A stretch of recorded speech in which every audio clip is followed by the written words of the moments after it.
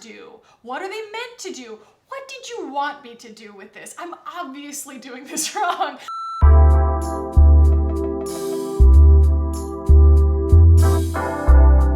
What's up, guys? Welcome back. So today is my annual Black Friday anti-haul. We are going to be rounding up all of the new releases that I am seeing that are coming out around the holidays and taking an oppositional spin on the consumerism that we are all steeped in for this particular time of the year in America, especially where we celebrate the day after Thanksgiving by just spending all of our money. So I didn't invent the anti-haul. That is a Kimberly Clark thing. Kimberly Clark is a channel. I love their videos. I think that the anti-haul is a brilliant invention. It is basically a way of just having a slight relief from the just constant encouragement of consumerism on the internet, in life in general, and that's what we're going to be doing today. So if you enjoy this kind of content, I will say I don't usually do anti-hauls. I more do like will I buy it, because it is not that hard to convince me to buy something.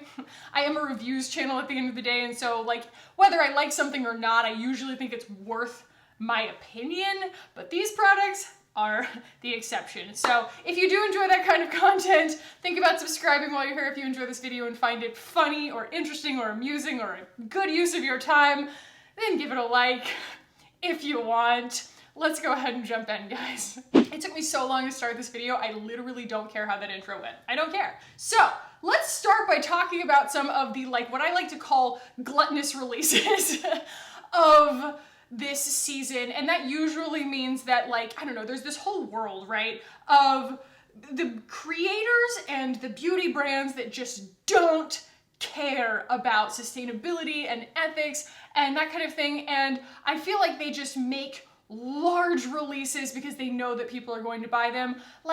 Yes, I like when brands are creative and when they come out with new stuff that's exciting, but I think that there's a line somewhere, and I draw that line right before the conspiracy palette from Shane Dawson and Jeffree Star. I'm going to speak in a lot of broad brush generalizations in this video. Don't quote me on this. This is all for fun, but I will not be buying the conspiracy palette or the mini controversy palette for a few reasons. The first one being the packaging. When they were putting that video series together, the documentary series, just kind of tracking the progress of which was extremely educational, by the way, of putting together a makeup palette and the just sheer amount that they have to order in order to please his fan base and their combined fan base. I mean, it was crazy. But when they were designing the packaging for that and it came back the way that it did, I was just like, you made 1 million of those? No, they look like lunch boxes, like plastic Hot Topic lunch boxes. So when I first watched the series, I assumed that packaging, just by looking at it, was plastic. But as I just watched the final episode of the series, I think that it's cardboard, which is a little less bad. There's still, 1 million of them, but and there's still the mirrors that are plastic and things like that. But I don't know. I just wanted to correct the record. They aren't giant plastic lunch boxes. They're just giant cardboard lunch boxes. And I know that that's Jeffree Star's thing. Nobody does the maximalism aesthetic better than Jeffree Star. But this release itself, in concept and in the whole way they presented it and everything, is predicated on consumerism and drama. Two things that I really try and keep my nose out of, and so I will not be buying the Jeffree Star and Shane Dawson collab conspiracy palette and the mini controversy palette, or any of the other little releases that they did, the lip glosses and everything like that, because, well, by God, one thing is for sure, they don't need my money.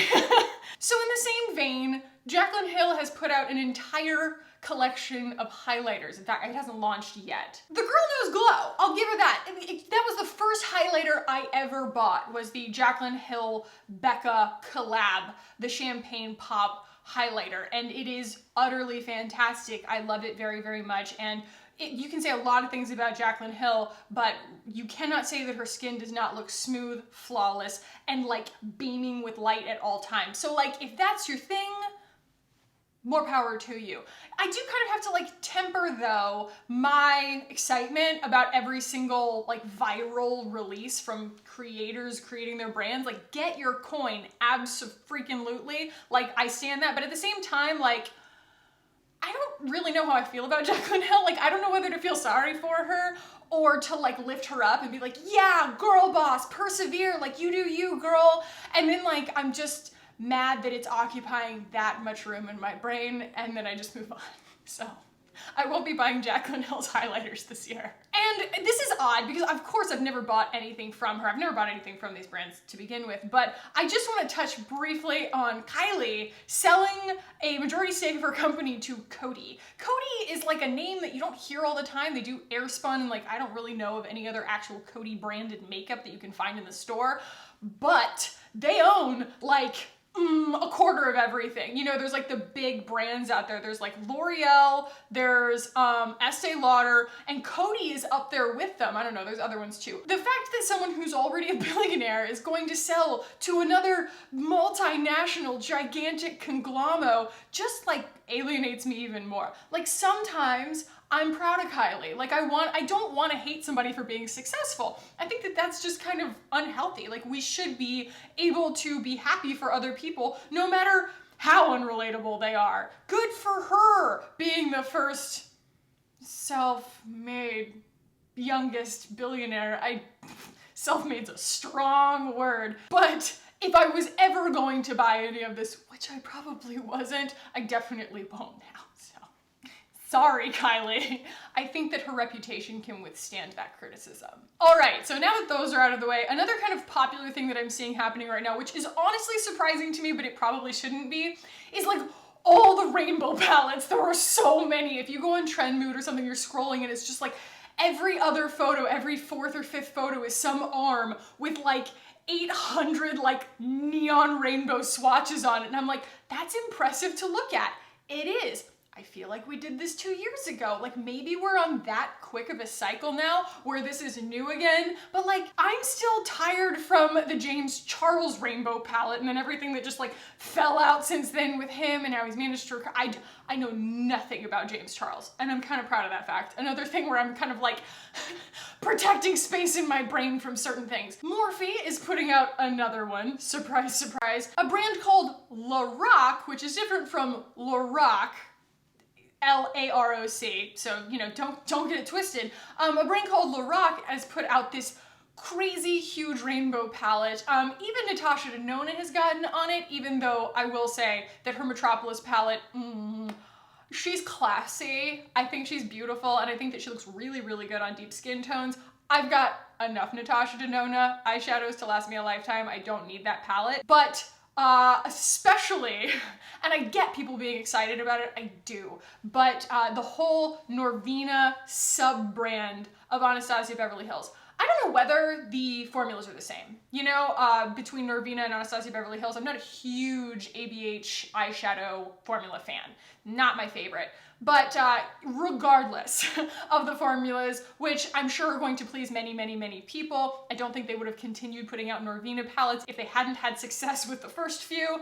This is definitely like a bold, brightly colored entire collection. And they are in very similar to Natasha Denona kind of like snap palettes in plastic instead of the ABH ones that are in like a cardboard that's usually coated in something and they're magnetic. I just feel like I'm not really the audience for that, and that's totally, totally fine with me. The only one that looks a little bit tempting, and I'm still not gonna buy it, but I will say, it appeals to me on two levels, and that is the Huda Mercury Retrograde palette. One, she got me on astrology. Dang it, Huda. I know everybody's out here with astrology, but at least she's not trying to make an Aries palette, a Capricorn palette, an Aquarius palette. So this is not a new concept, but these colors are cool. I was talking about all these like neon rainbow colors.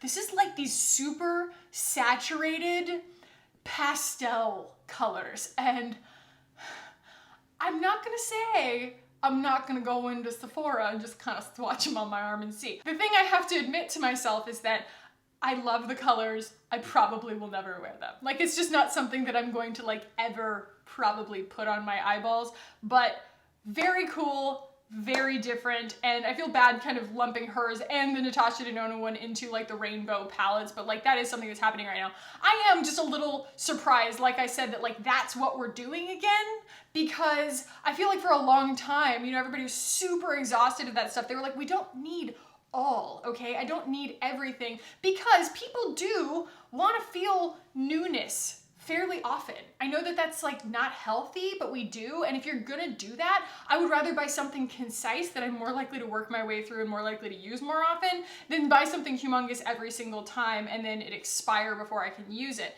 she says as she's surrounded by makeup. I really need to do a video where I show you guys like what I would put in a bag if I were a normal makeup user, like a normal makeup consumer, just someone who only buys makeup that I'm going to use and use up kind of thing, because sometimes it's hard for me to like remember that. But I do feel like for a long time maybe not a long time, there for a minute, we were getting some really edited palettes, and we're back to just explosive, economic boom, wasteful energy kind of makeup again. So we have no imagination.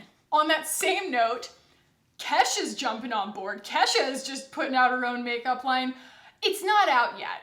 I did see the available videos online, and mainly what I have seen are neon eyeshadows, a body marker, and her making out with a guy with red lipstick all over both of their faces that looks like blood.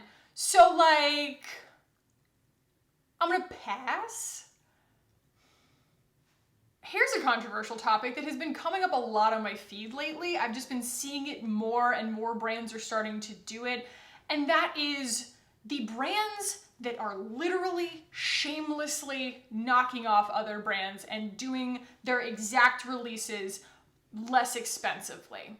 There are a few reasons that I object to this entire concept. Now, I know that this is touchy because accessibility is important, and I think that that's why it's important that there are brands out there that are making really, really beautiful formulas, and they're doing it with their own ideas, and they're doing it at an accessible price. I love e.l.f. Their formulas for eyeshadows are beautiful. ColourPop's eyeshadow formulas are beautiful. Even NYX and some of their more recent releases, where they're actually making slightly more expensive palettes and they've really improved their formula. I think that those are the kinds of brands that, like, you know, when you go into Ulta, you can touch them with your fingers and stuff like that. Even for anything but a matte, basically, you won't hear me talk a lot of good things about Morphe, but they do make some usable eyeshadows in some exciting colors, and they are extremely affordable. That said, a brand that shamelessly goes to the trouble to start a company, and their bring to market strategy is, I'm going to take popular, viral, original ideas and I'm going to make them with different ingredients, usually undisclosed ingredients, which is terrifying, by the way, and I'm going to make them a lot cheaper so that people can buy your product without buying your product, ostensibly. It's a quick way to make a buck, but as a small business owner myself, you're constantly thinking about your brand and your legacy. And the idea of my legacy, I'm just like putting myself there.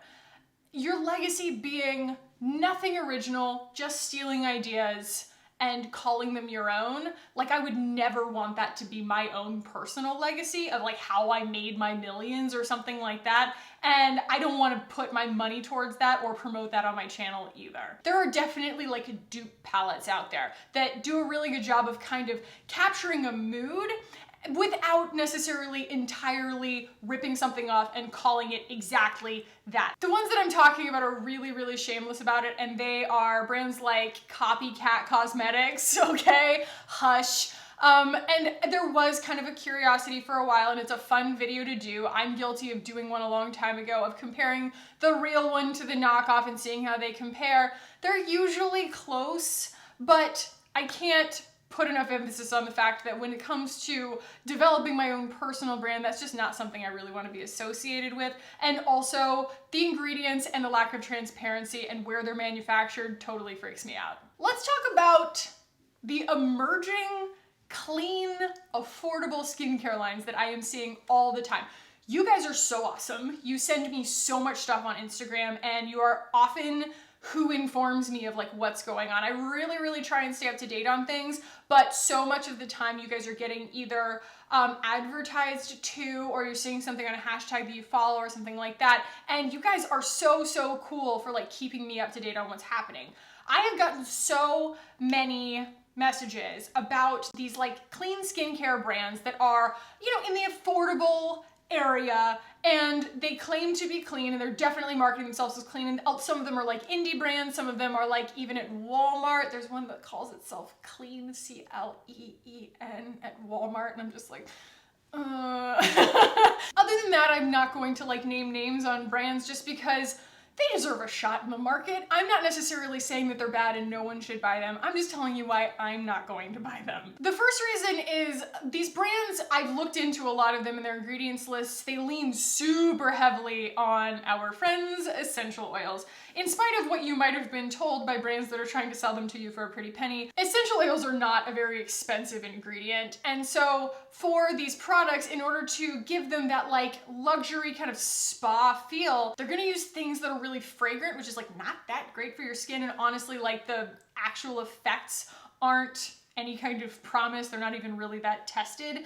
And also, I feel like for the price point, what you're usually sacrificing is potency of ingredients. So even if they say that they have a strong active ingredient, usually it's below the 1% line. And that typically means that you may see results, but they're gonna be a lot slower. I mean, that's pretty much any trade-off that you have. There's like a, you know, a spectrum of the price of skincare, right? It all has to do with potency. Whether they made the decision on ingredients to like, you know, choose fragrance or choose something that pisses your skin off, that's different, but most of the time what you're paying for is like a high concentration of a potent ingredient to get the job done on what you're using it for. So when they're marketing these kinds of things, a lot of times I feel like they're for a younger audience. They're at a price point that's a lot more stomachable for those people. And also, young skin does not need really effective anti-aging skincare ingredients, the kinds of things I'm spending my money on. So when it comes to looking for new skincare out there in the world, what I'm looking for is something that is going to fade melasma, that is going to take away acne discoloration, that is going to take away sun damage, and things that are going to really help with adult acne. And that is worth, to me, spending more money on fewer products that I know are a tried and true skincare routine, and I will be sharing my skincare routine with you guys in the next video. That's going to be my updated skincare routine.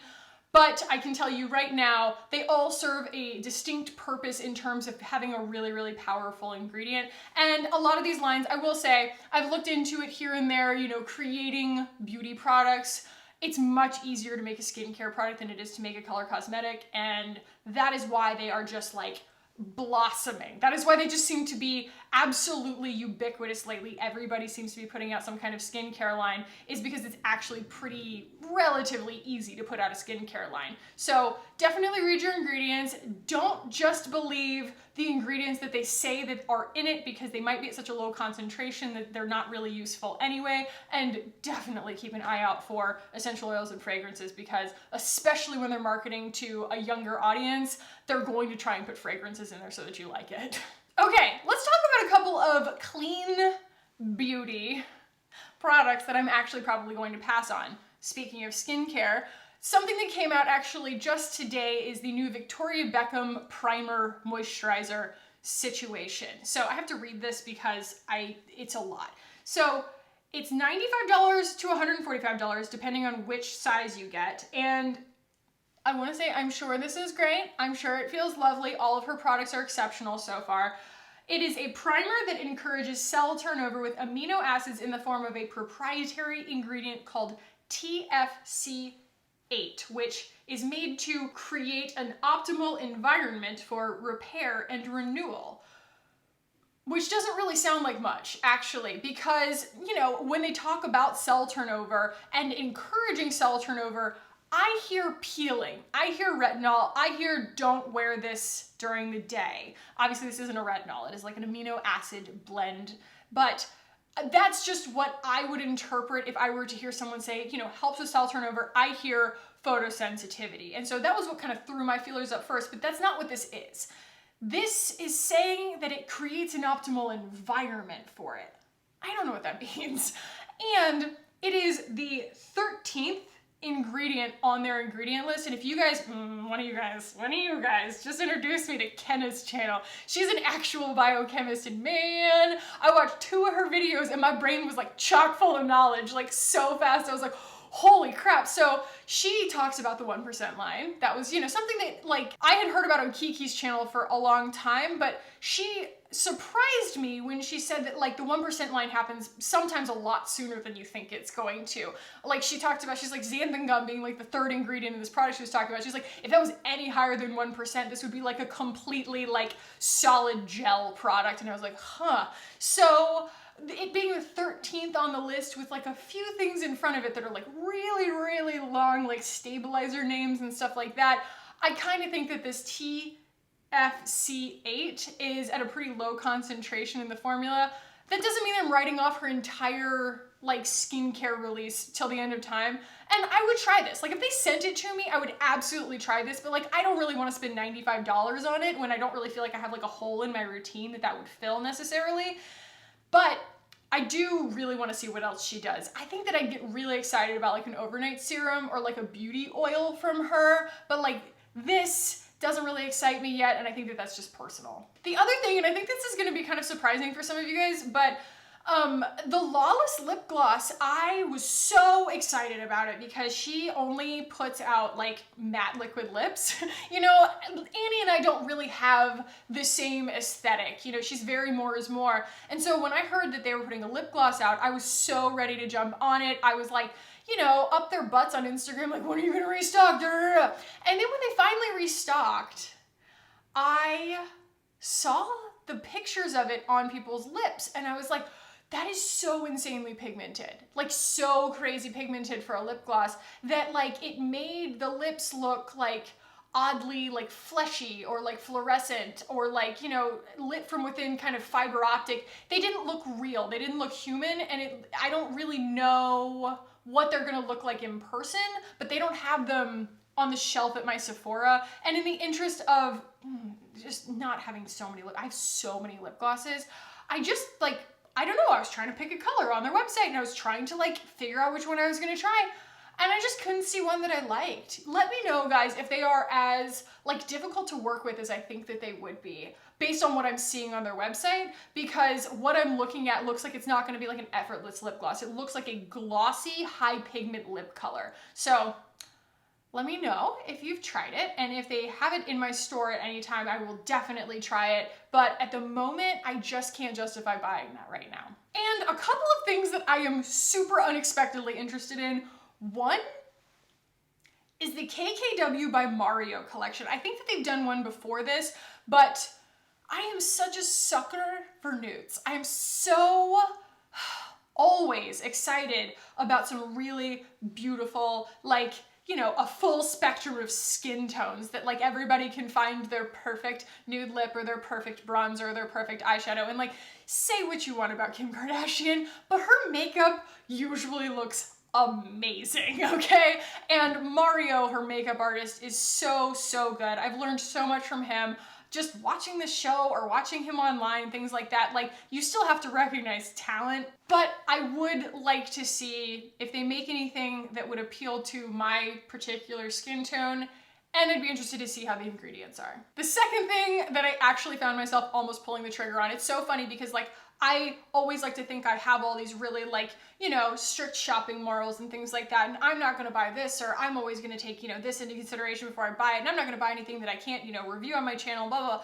Here I am, like sitting here with like the new ColourPop, the Coconuts palette in my cart for $12, you know what I mean? But I didn't do it, but man, what is it with me and a nude palette? Like I can't stop myself, especially after I just did that RMS palette, and it's supposed to be this all-in-one like encapsulation of usefulness, and I just found it to be like just mind-blowingly odd. Like it was just such a strange product to interact with because I was like, why? Like what do these colors do? What are they meant to do? What did you want me to do with this? I'm obviously doing this wrong, but I think that exhaustion made me just so relieved to see something where I was like, and I would put that there, and I would put that there, and I would put that there, I would put that there, put some mascara, beautiful. You know what I mean? Like, there's just something to be said for easy and exciting, and that palette looks easy and exciting. So yeah, I didn't buy it. I probably won't, but I almost did. I got myself, I almost did. And one thing I did actually buy, and it's taken like a year to get here because it was on pre-order and it's shipping from God knows where, England. I did buy one, just one, of the Lisa Eldridge lipsticks, and I'm so excited about it. Talk about a brand that I want to support, Lisa freaking Eldridge. Did you know she didn't even monetize her channel until she just decided to give the money to a charity? I'll never forget the video where she was like, you know, I've never monetized my content. I was like, really? I never noticed that. Like, I don't know how anybody with her level of following could resist that. And she's like, I've decided that I'm going to monetize my videos, but I'm gonna give the proceeds to this charity. And I was just like, you're the real thing, Lisa Eldridge. I hope to ever achieve like half of her level of class, okay? And her talent. Good grief, don't even get me started.